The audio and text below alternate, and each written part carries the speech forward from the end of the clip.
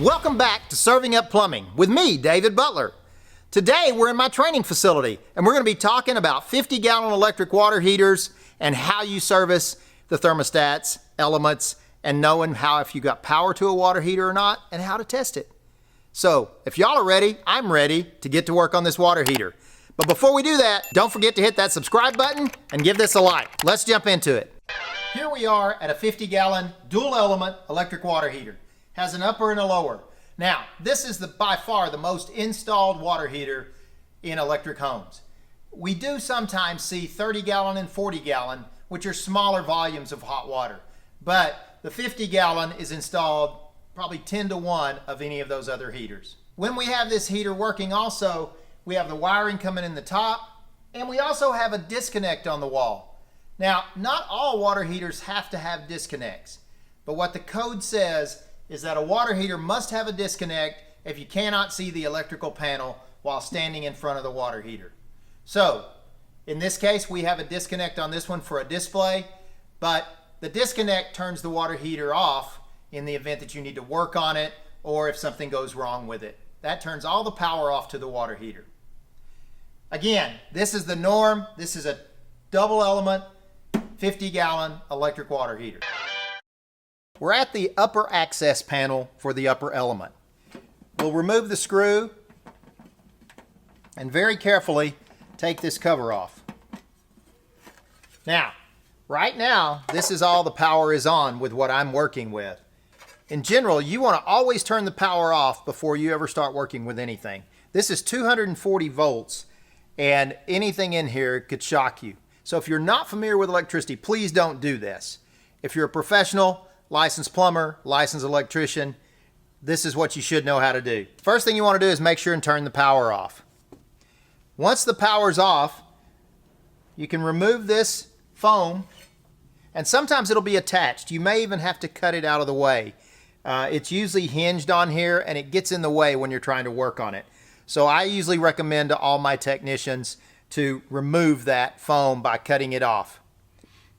So we have this plastic cover on here also, but before I even remove that, we're going to use an inductive tester. Some people call it a glow stick, some people call it a dummy stick. Regardless, what it does is protect you from getting electrocuted.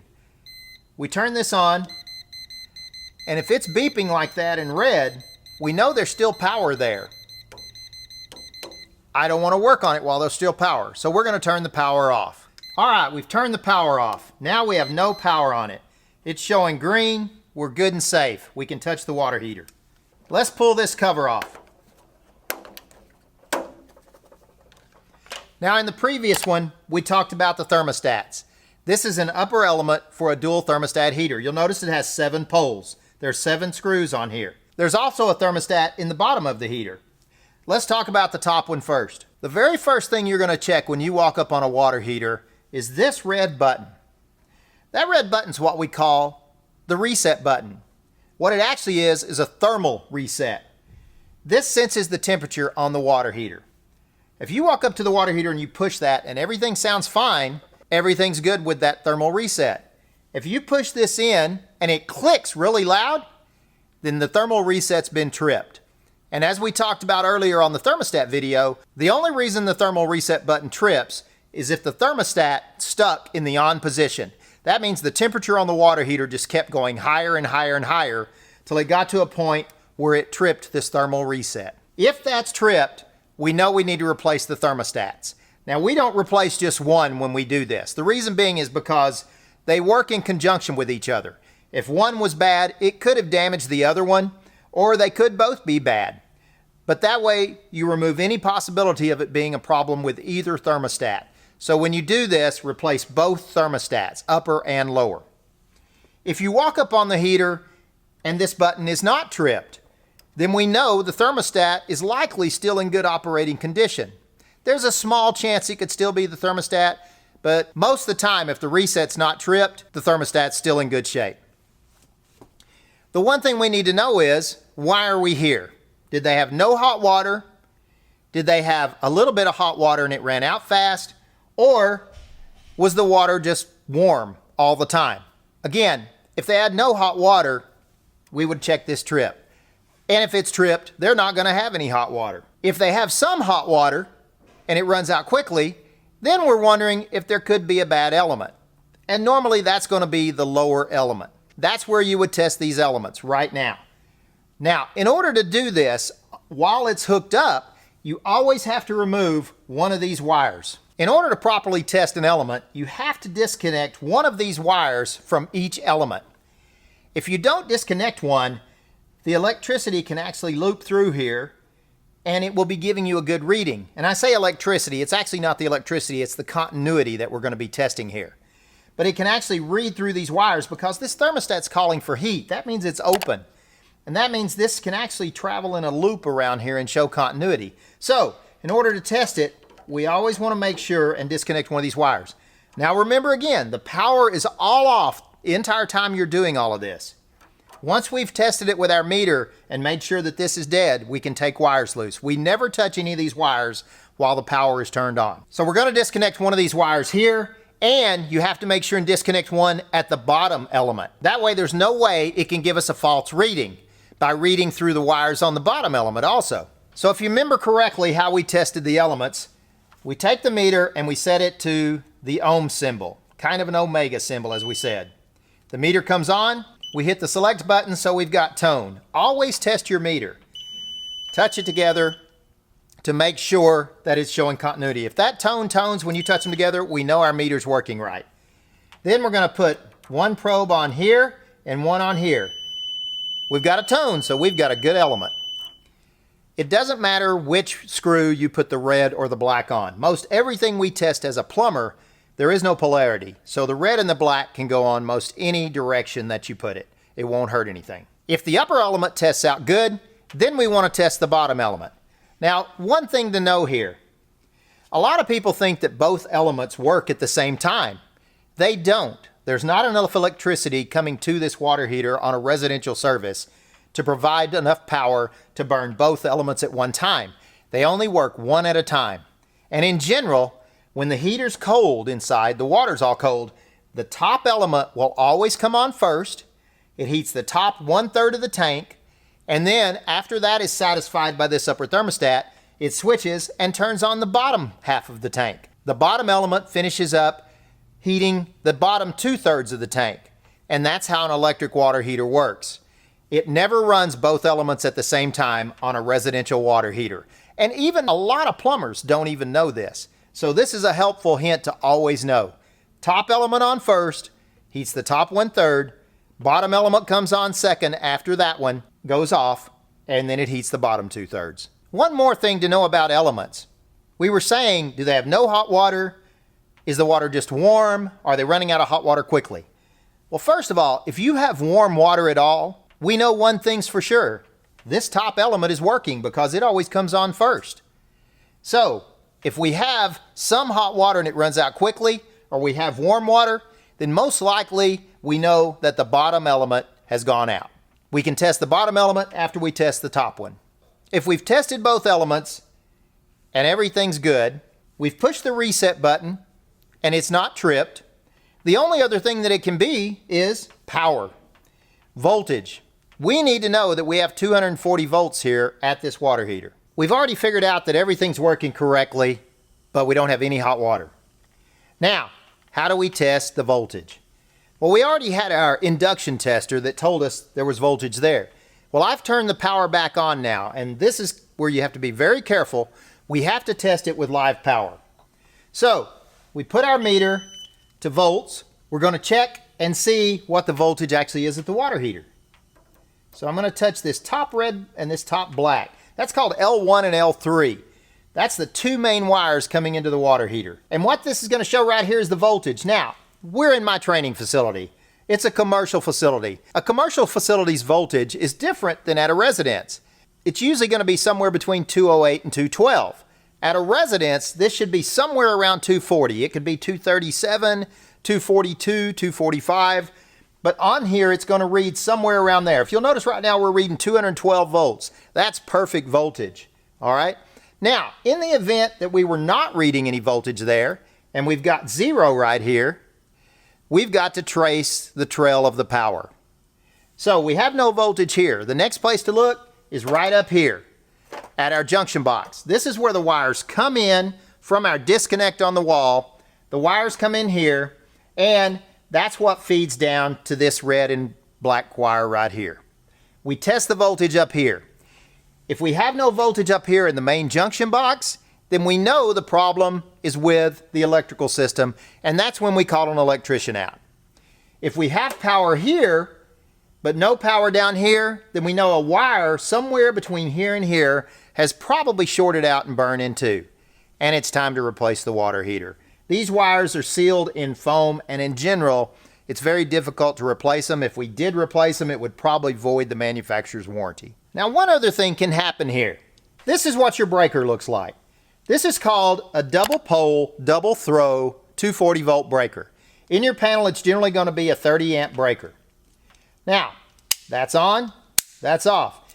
It has two separate breakers here, but they're tied together so that if one trips, they both trip. Now, that also leaves us the issue, one of these can be bad, but not both of them. So we could have one bad breaker on our double pole, double throw breaker. If that's the case, there is a way to test for it. When you use your glow stick, now it's going to show voltage here all the time. And that could be just 120 volts. Now we know by testing here, if this is 212 or 240, that we're good. But in the event we ever put our probes right here and we show 0, if it's 0, but this still shows power here, then we've got one leg of our breaker most likely bad, or somewhere from here to the panel we have a broken wire. Could be in our junction box, could be at our disconnect, could be a rat chewed the wire into in the attic. But we've got a wire somewhere either at the breaker or here, or the breaker itself that's gone bad. There is a way to test that to know for sure. Now again, we want to turn the power off, and you're going to need again to disconnect one of the wires from the elements. We turn the power off, but always use your glow stick to make sure the power's off. We've got a green light, that means we're good. Let's disconnect one wire off of each element again. I've got the one disconnected on the bottom.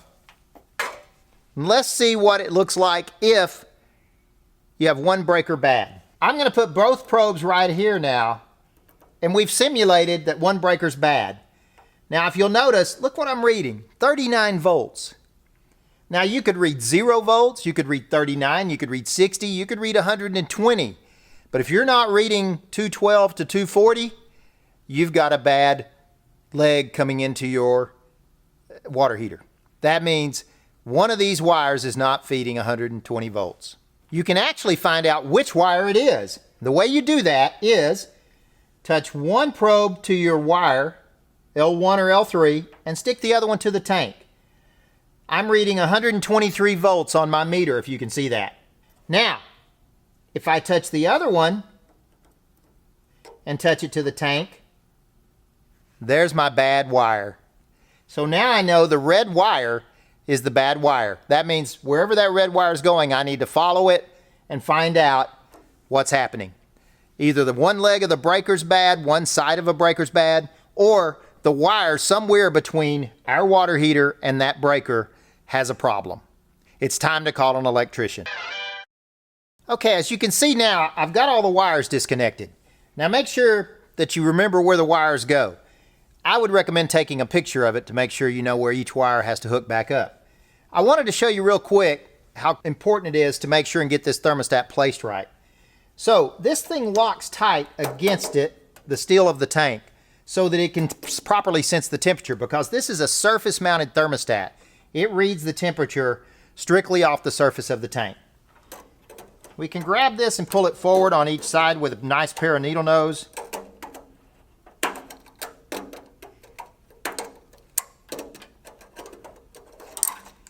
And it comes right out just like so. You can see the back on this. That needs to set solid against the water heater, okay?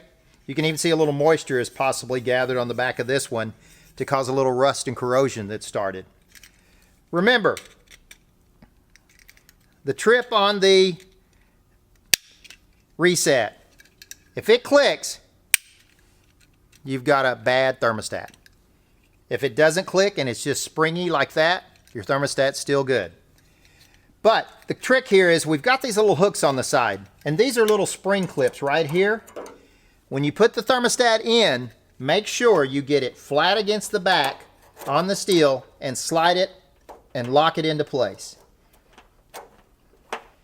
Then it locks right down. It's good and tight against the back of the heater, and you're in good shape. There you go. Solid against the heater. It's going to read the temperature just right. Get your wires all connected back up. Make sure you have all these screws good and tight when you tighten the wires back up. All right, we've got all the wires back on. One thing to make 100% sure, we've still got the power off. Even on a brand new water heater, if you're installing it, you should check all of these screws and make sure that they're good and tight.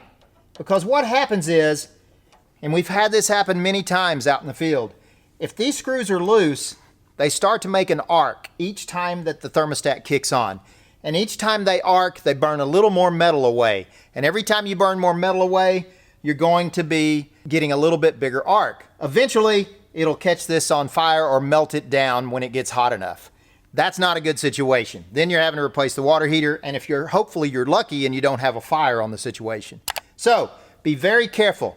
These screws may not even come fully tight from the factory, so it's a technician's responsibility to go ahead and make sure all of these screws are tight. Every single one of them you should go through and tighten. Both on the upper, the elements, and on the lower, down here at the lower part, do the same thing on the lower element and lower thermostat. Also, up here in the junction box, make sure your wire nuts are extremely tight and you've twisted the wires together. That way, you don't have any short circuits up here. By far, the upper thermostat is much more complicated than the lower thermostat. But now you've learned everything about the upper thermostat, let's take a look at the lower thermostat. Just like the upper element, the lower element has a cover on it. We take the screw out, remove that. We've made sure we turn the power off.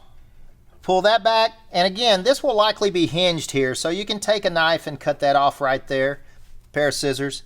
Make sure the power's off first. We're going to check it again with our glow stick. There's no power there. It's good green light. We're safe. We've got another cover in here, just like so. We're going to pull this cover off. And then this is our lower thermostat. If you remember from our first video on thermostats, this is just a 2-pole thermostat. The wire comes from up top's thermostat. The red wire goes down to the element. The black wire comes from the thermostat. And this controls the temperature on the bottom of the tank. We do want to make sure always that the temperature on the bottom thermostat is set exactly as the temperature on the upper thermostat. Again, if we need to test this element down here, we need to disconnect the wires from it so that we're not looping through the thermostat. We can take one wire loose, pull it out, and as we showed in our earlier video, you're going to use your multimeter, set on the ohm setting, and you're going to test the element right here. If the element tests out bad, we're going to replace it. Now, to replace that element, you will need to drain the water heater in general. That way you can get all the water out of the tank, pull that element out, put a new one in. Again, if we're replacing the upper thermostat or it's been tripped, we're going to replace this one because this one could have stuck on and made the entire tank too hot. This one could be bad and not heating it on the bottom.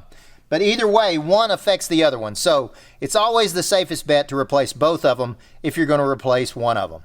When you finish working on your thermostat, your element, make sure you get your wires back on.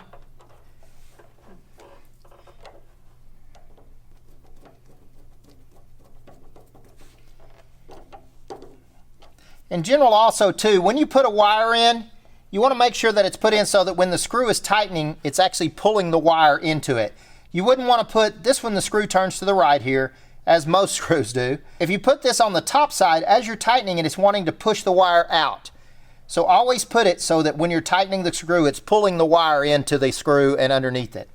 That way you don't have so many problems with not getting a wire tight or just getting a little piece of the wire tightened on.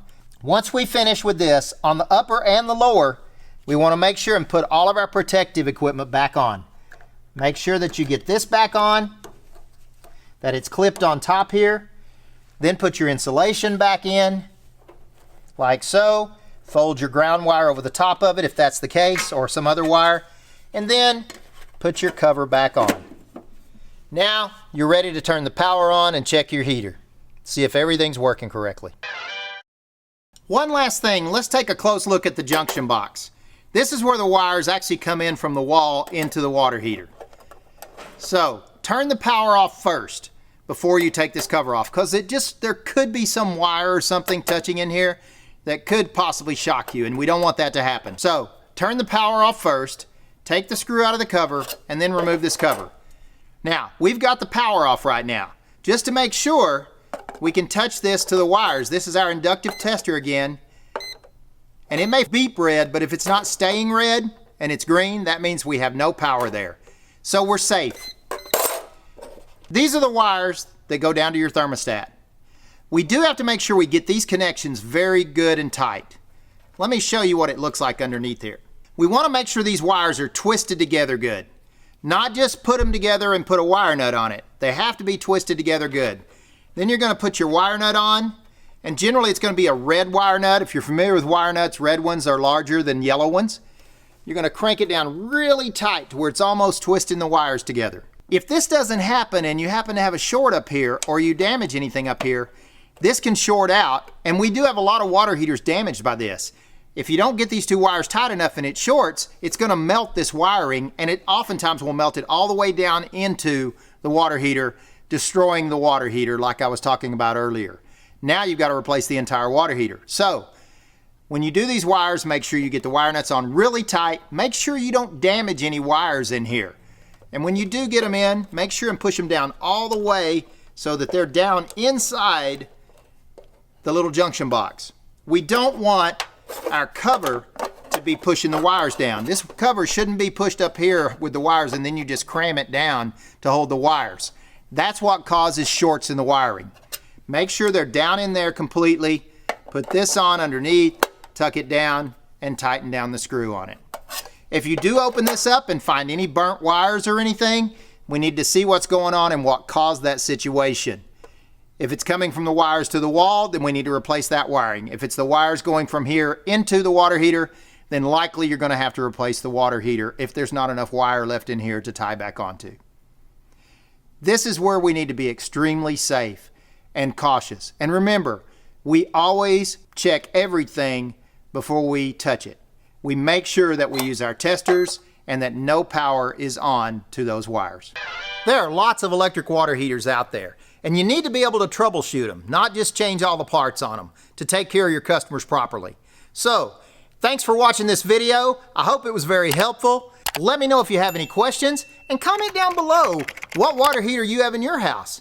If you don't know, it'd be a good time to find out, wouldn't it? Well, thanks again for joining Serving Up Plumbing with David Butler. And don't forget to tell your friends the Butler did it.